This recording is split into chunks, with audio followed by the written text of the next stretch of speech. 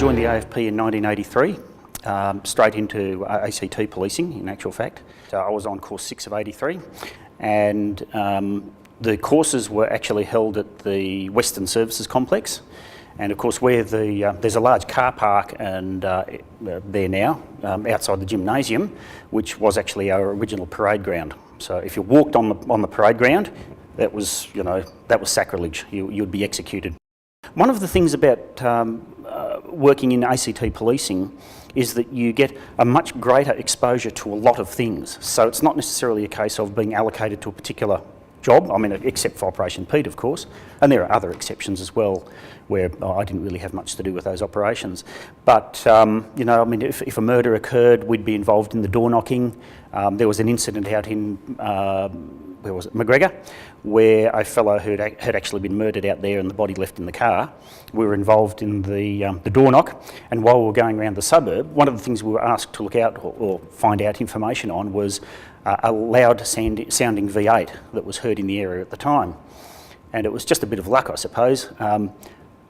As I was walking up the street, this yellow station wagon, loud sounding V8 drove past, and as it drove past I got the registration number. And it turned out that that was actually the suspect who'd come back to see what was going on. Back in, I think it was around about 2005, 2006, I was over at the Dixon shops, and I could hear the siren going off in the background somewhere. You could hear there was a chase happening, screeching tyres and so on. And as I walked up to my car, this Hyundai came screaming around the corner into the car park and pulled up directly behind my car. And I thought, well, that's got to be a bit suspicious, I think.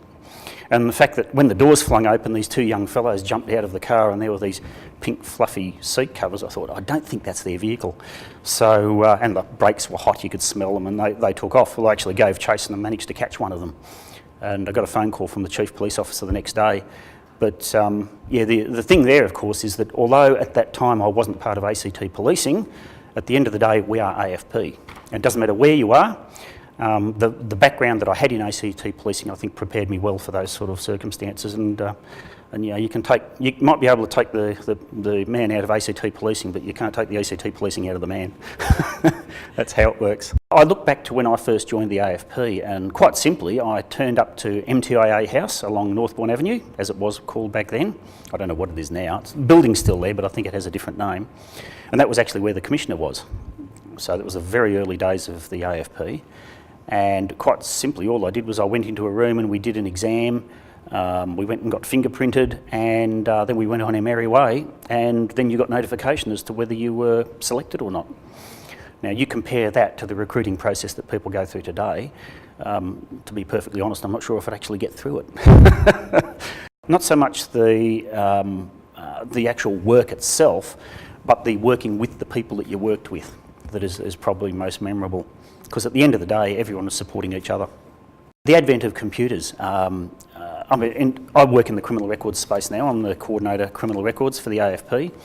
And the computing power that's used these days in being able to do name matching, pulling information together from all of the different jurisdictions where previously we used to have to send telexes off to people to send us records.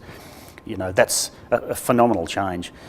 We did have the ADEX riots, or not so much riots, demonstration. It was a demonstration, not a riot, out at Epic, as it's now called. And I do remember a particular fellow there who put on a set of overalls, and he'd actually wrapped barbed wire around himself. Now, obviously, you know, if anyone was going to try and grab him, it was just a case of, yeah, they were going to get injured. That was a minority. The vast majority of people who were actually there were there quite legitimately, wanting to demonstrate. But unfortunately, it's always the few that cause the grief for the many.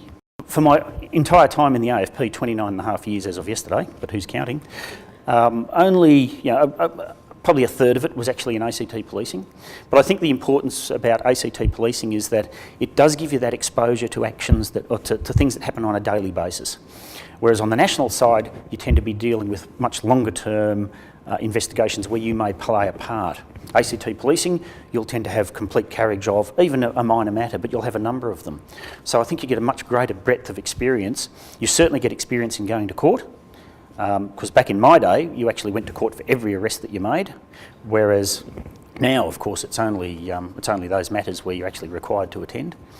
And that gave you the sort of confidence when you were dealing with that hearing, when it finally came to that point of being able to, be confident, making sure that you've got all of the I's dotted and the T's crossed and that it'll all go smoothly.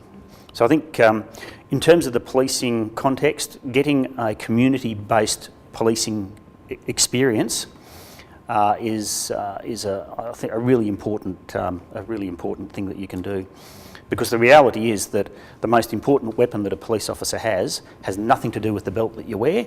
It's your ability to talk to the community, and it's in ACT policing where you primarily would get that level of experience.